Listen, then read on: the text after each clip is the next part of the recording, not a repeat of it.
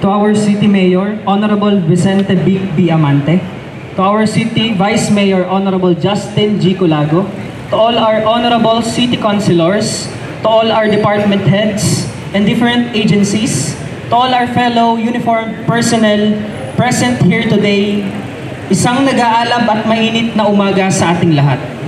Ngayong buwan, ginugunita natin ang Fire Prevention Month na may temang sa pag-iwas sa sunog, hindi ka nag-iisa. Ito ay nagbibigay diin sa kalagaan na pagkakaisa at pagtutulungan upang mapanatili nating ligtas ang ating mga tahanan at komunidad sa mapinsalang sunog. Ngayon, upang umpisa ng ating programa ay tinatawag ko si Pastor Rico Albanyo upang handugan tayo ng isang panalangin. Ilagay po natin ang ating mga sarili sa presensya ng ating makapangyarihan Diyos at tayo po sumadiwa ng panalangin. Tayo pong lahat tayo tumungo, tayo manalangin. Makapangyarihan Diyos na siyang lumikha ng langit at lupa, ngayong umaga kami ay narito, una nagpapasalamat sapagkat muli kami ay pinahiram mo ng buhay, ng kalakasan at ng patuloy na pagpapala sa bawat isang naririto. Kami ngayon, Panginoon, ay pumasok sa buwan ng Marso kung saan naroon ang ilang mga bagay na nagpapaalala sa amin sa panguna ng Bureau of Fire Protection na umiwas sa sunog. Subalit, sinabi mo nga sa iyong salita na kami ang nagpaplano pero ikaw ang nagpapatupad. Subalit, salamat Panginoon sa kanilang kahandaan na ipakita sa amin ang pagpapaalala ng kahalagahan ng pagtutulungan sa bawat tahanan upang makaiwas sa sunog at higit sa lahat, maniwala at manampalataya sa iyo sapagkat ikaw naman ang may kontrol ng lahat ng nagaganap dito sa sanlibutan. Kung kaya po, ngayong umaga, Panginoon, kasama ng aming mahal na punong lungsod at ng iba't ibang mga namumuno sa iba't ibang sangay ng aming gobyerno, hinihiling po namin ang patuloy na katalinuhan, ang pag-iingat at higit ang pagpapala sa bawat isa, Panginoon, na sa iyong biyaya makaiwas po kami, lalo sa aming pinakamamahal na lungsod ng San Pablo, sa mga sunog na nagaganap. At kung ito man ay dumating, Panginoon, bigyan mo ng talino ang bawat isa, lalo ang aming pamunuan ng Bureau of Fire Protection upang masugpo agad dito. Salamat, Panginoon, sapagkat sa iyo pa rin kami nagtitiwala, sapagkat ikaw nga ang may kontrol ng lahat. Kung kaya, sa umaga pong ito ay aming pinagtatagubilin ang aming mga sarili, kalakip ng aming pananampalataya at pagtitiwala na kung kami sa iyo aasa, lahat ay magkakaroon ng mabuting kaganapan. Kung kaya, Panginoon, muli sa umagang ito, ibinabalik namin sa iyo ang isang mataas na papuri, ang isang mataas na pasalamat sa pangalan ng Ama, ng Anak, at ng Espiritu Santo. Amen. Kita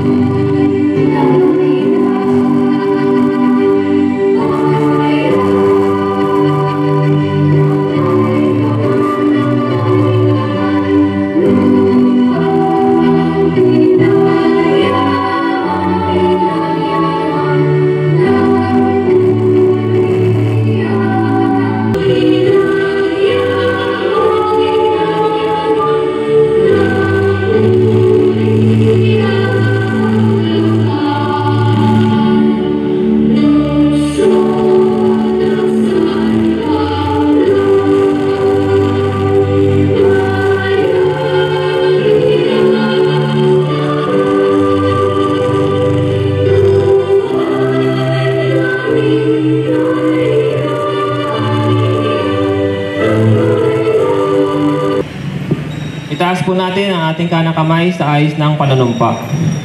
Panunumpa sa watawat ng Pilipinas. Ako ay Pilipino. Buong katapatang nanunumpa sa watawat ng Pilipinas at sa bansang kanyang sinasagisag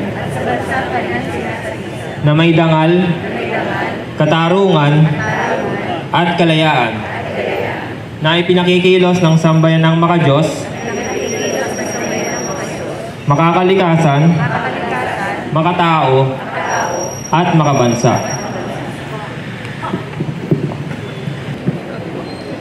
Muli po ay ating itaas ang ating kanang kamay sa anyo ng panunumpa at sabay-sabay sambitin ang panunumpa ng lingkod bayan.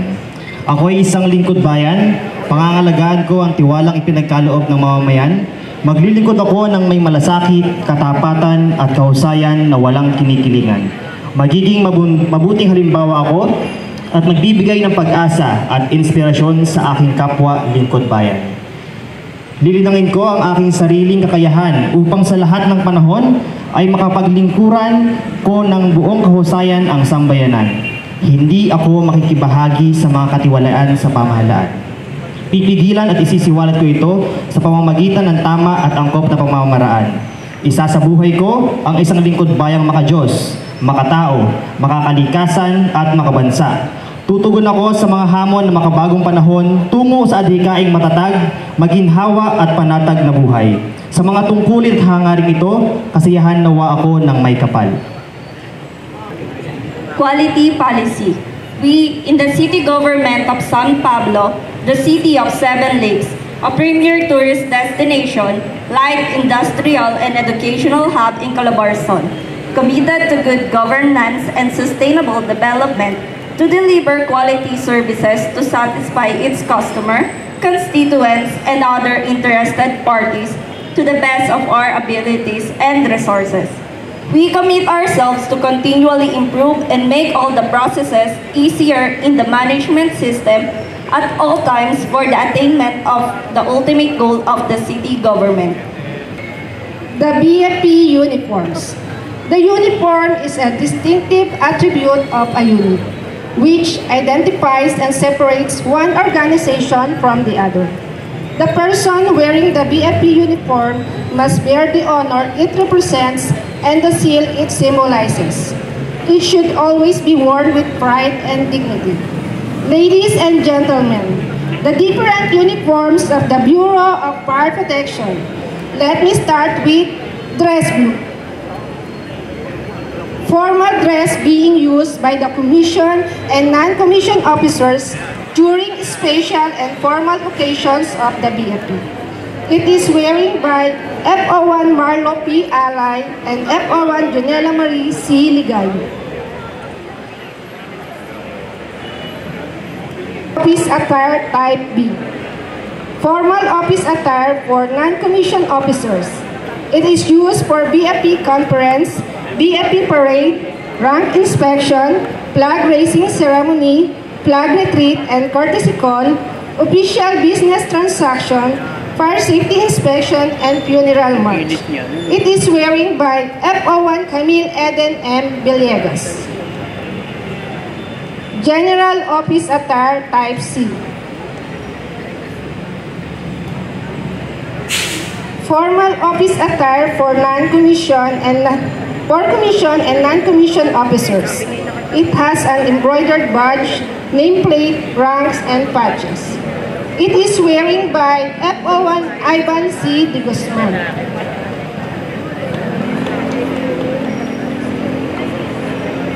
Disaster Response Uniform or DRU. Fieldwork uniform for commissioned and non-commissioned officers. It shall be worn during heightened alert status, search and rescue operations, and conduct of fire prevention activities. It is wearing by FO1 Lisandro C. Nolasco, Jr.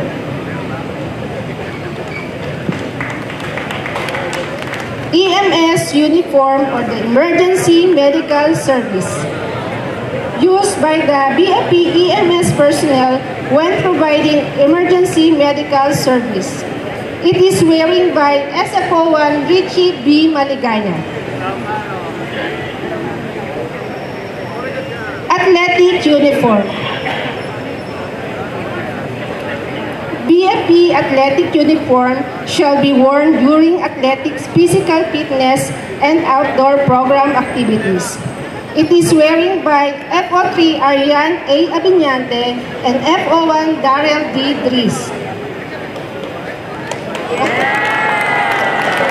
Personal protective equipment, PPE, with SCBA or self-contained breathing apparatus.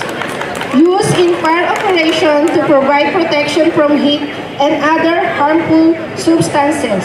And SCBA is worn to provide breathable air in environments with oxygen deficiency, smoke, dangerous gases, and others. It is wearing by FO1 Virgilio S. Dizon Jr. NUP or the non-uniform personnel. It is the prescribed uniform for non-uniform personnel. It is wearing by NUP Maricris C. Guerrero.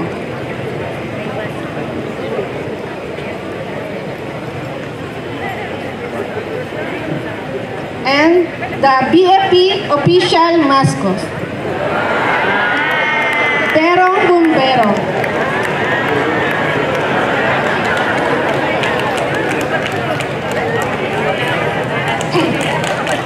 The BFP ensures that all officers and personnel adheres to the highest degree of excellence, discipline, professionalism by protecting the image of their organization.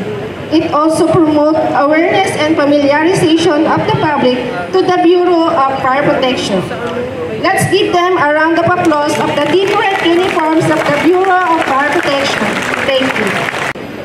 Once again, 1. Buksan ang lahat ng pinto at bintana ng bahay. Pangalawa, patayin ang regulator ng tangke ng LPG. Pangatlo, ilabas sa bahay ang tangke ng LPG at agad tawagan ang distribution nito. 4. Huwag magbubukas ng kahit anong appliances na gumagamit ng kuryente. 5. Huwag magsisindi ng gamit ng lighter o posporo. Paano ma-check kung may leak ang LPG? Una, lagyan ng sabon ang sponge or spray bottle at ipahid ang basang sponge sa valve, regulator at hose. Pangatlo, kung may bulan na makikita, patayin agad ang valve.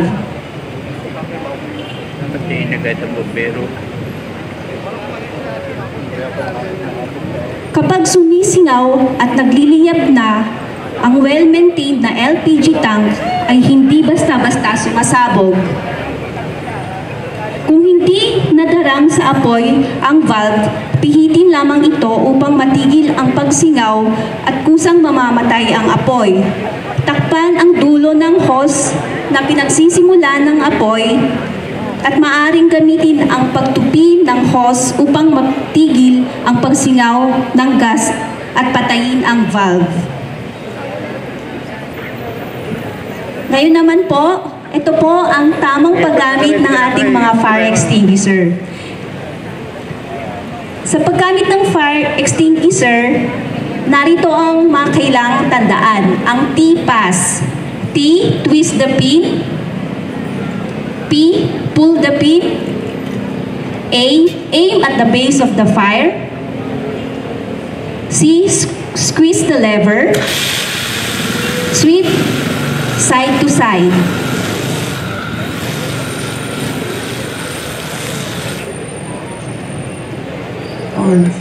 Sa demo purposes lang po kaya imagine na lang po may apoy po dyan. At dry chemical lang po yun. Ayun, maraming salamat po sa pakikinig.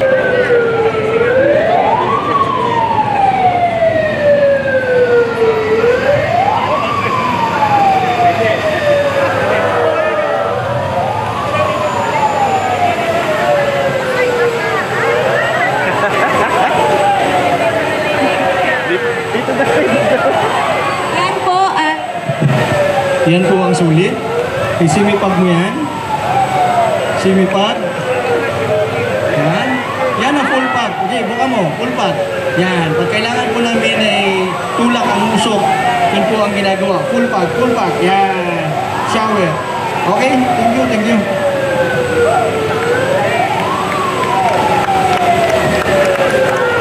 Ngayon po, tinatawag po natin ulit ang ating City Fire Marshal, San Pablo City Fire Station, Chief Inspector Adrian S. De La Cruz. Thank you, Ms. Karen.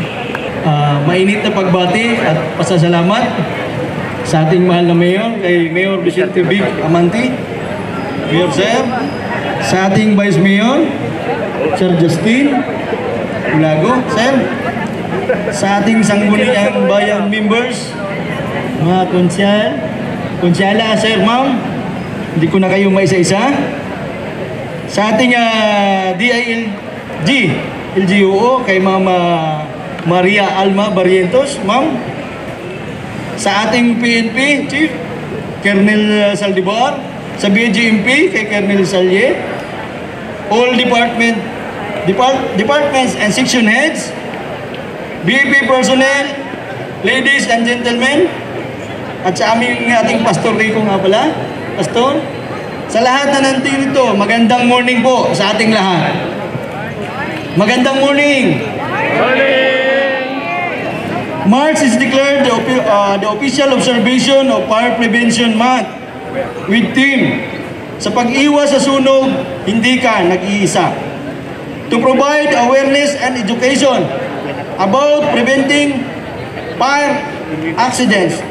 In 1966, late President Ferdinand Marcos signed Proclamation number 115-A, stating that the year 1966 and every year subsequently, a safety and accident prevention year, March happened to be Fire Prevention Month. Considering that the month showed that the highest record of the fire incident nationwide.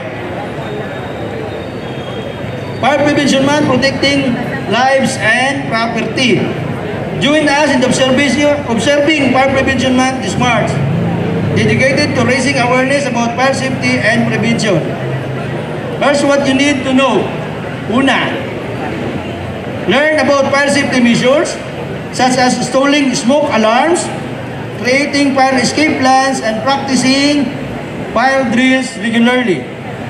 Pangalawa, take proactive steps to prevent fires by keeping flammable materials away from heat sources, using caution with candles and cooking appliances, and properly storing chemicals.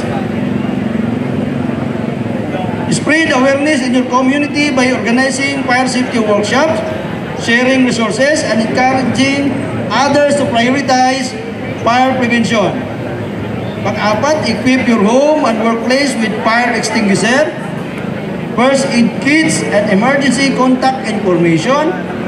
Stay informed about local fire regulation and procedures. Number 5, stay alert for potential fire hazard and report any safety concerns to authorities promptly. Remember, fire safety is everyone's concern. Together, let's work towards a safer environment for all by preventing fires and protecting lives and properties. Okay?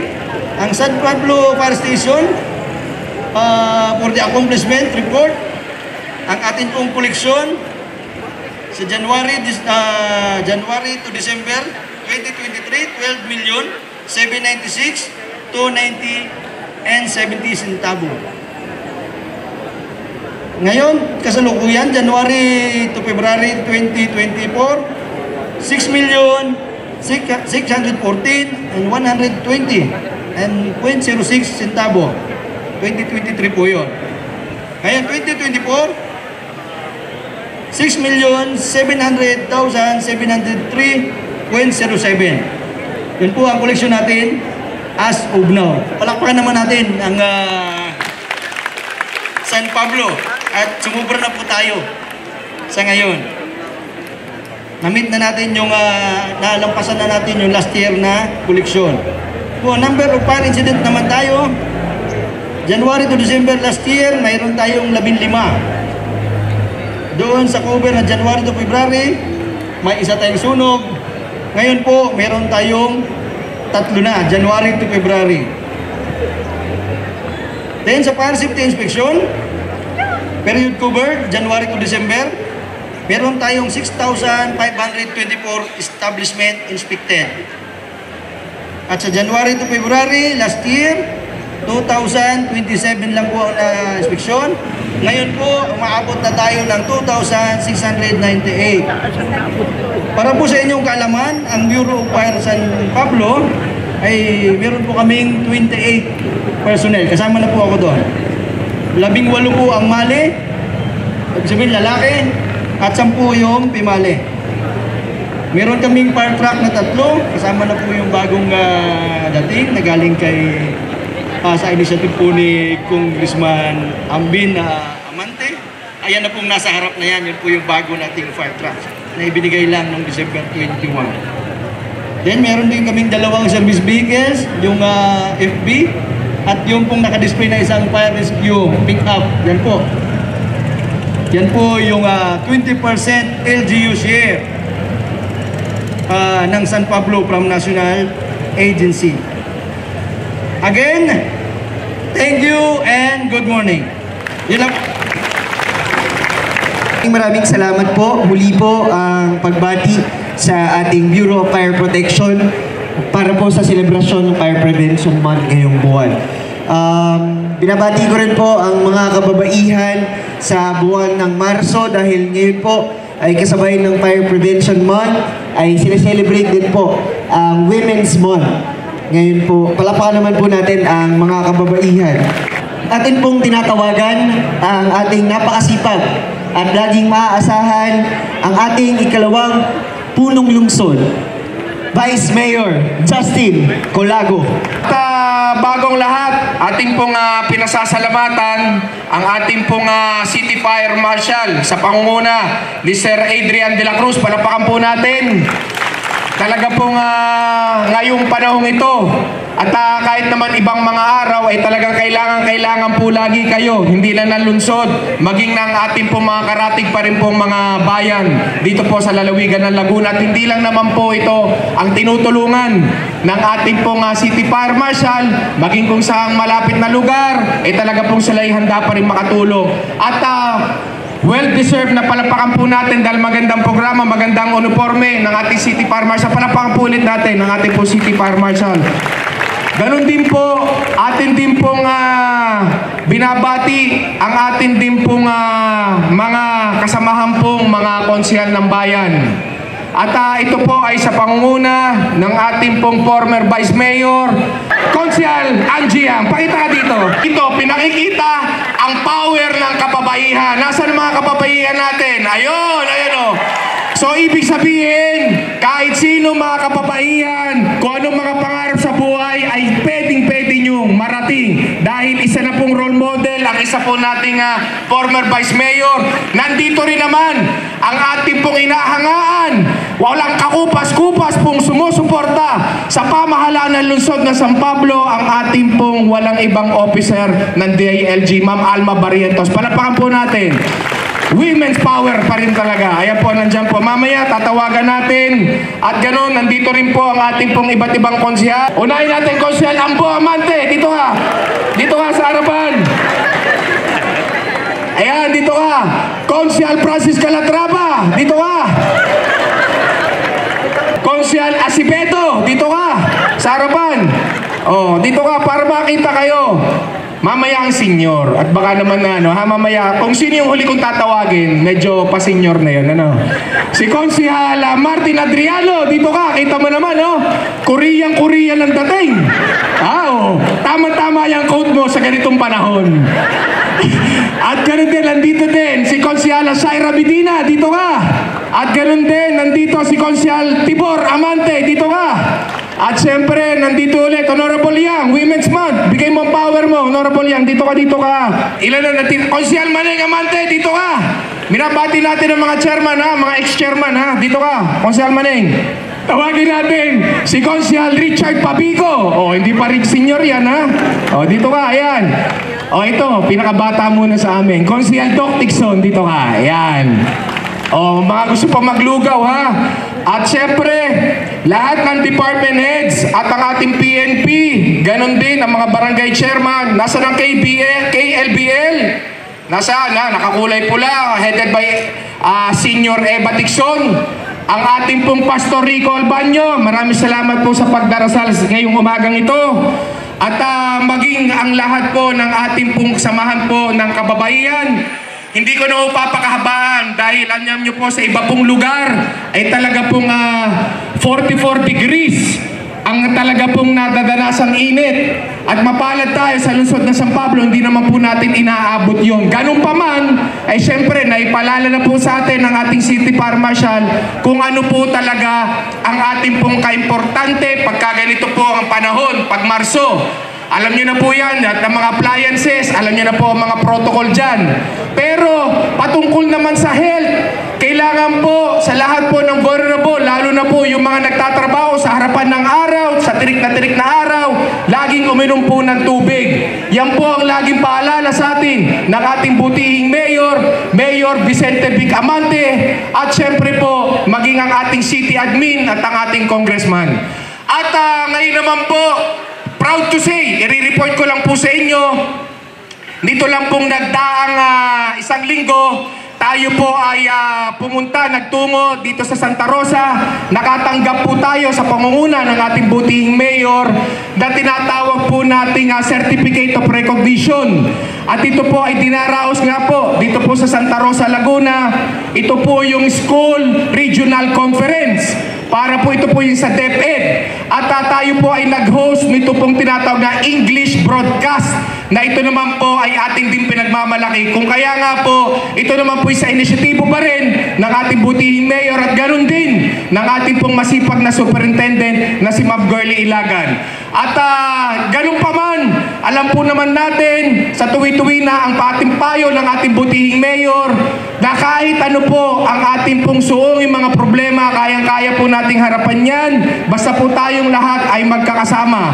At once again, sa lahat ng mga kababaihan, hindi po magiging tao kaming lahat kung hindi kami nanggaling po sa inyo pong mga sinapupunan. Kaya palapakan natin ang lahat po ng kababaihan at palapakan po natin ang lahat ng mga masisipag na kawani sa gobyerno. Muli sa inyo pong lahat, isa pong mapagpalang umaga at pagpalain pa rin po tayo na po may kapal. Ngayon, tinatawagan na po natin dito po sa harapan ng masaksihan ng ating pong mga kasama, kawani sa gobyerno, kung paano po natin bigyan po ng isang recognition ang tao na talagang walang ginawa, kundi talaga makatulong din sa pamahalaan. Tawagan po muna natin si Ma'am Alma Barrientos dito po sa harapan. At bilang naman po majority floor leader, tinatawagan po natin si Honorable Yang. At para naman basahin ang sertipiko na igagawad natin sa ating DILG officer. Okay, magandang umaga po sa ating lahat. Salamat po sa ating host, ang ating pong Bureau of Fire, at ganoon din po sa ating mga kababaihan. Happy Women's Month po sa ating lahat. Sa lahat din po ng mga dumalo na kababaihan. Ating pong babasahin ang nilalaman nito pong resolusyon na ating pong ginagawad po ng Sangguniang Panglunsod sa ating napakasipag, napakabait at napaka-maaasahan at napakagandang CLGOO, Ma'am Alma Barrientos. Resolution number 1253, series of 2024, commending and recognizing Department of Interior and Local Government, City Local Government Operations Officer, Ms. Maria Alma L. Barrientos for her invaluable service and her dedication for the advancement and development of the City of San Pablo. Ito po ay on motion of Honorable Martin Angelo B. Adriano, duly sponsored by the whole body. Hindi ko na po babasahin ang kabuuan ng resolution dahil doon pa lang po sa title ay nakapaloob na po lahat ang nilalaman noon. Maraming salamat po. At ngayon po, ibibigay na po natin, ginagawa rin po natin si Ma'am Alma Barrientos bilang talaga pong nagbigay po sa atin talaga ng mga tinatawag pong mga achievement sa ating pong pamahalaan. Palakpakan po natin si Ma'am Alma Barrientos. Picture, ma'am. So, muli po, ang paalala din po ng BFP in case of emergencies, maaari po silang matawagan sa telepono 562-7654 or 572-3868 or sa cellphone number 0999-5784-943. So yun po, maraming salamat po. Congratulations po, Ma'am Alma, sa lahat po ng mga konsel sa pangunguna rin po ng ating Vice Mayor Justin G. Colago at ang laging tagubilin ng atin pong punong lungsod sa lungsod ng San Pablo. Bawal ang tamad. Magandang umaga po sa ating lahat.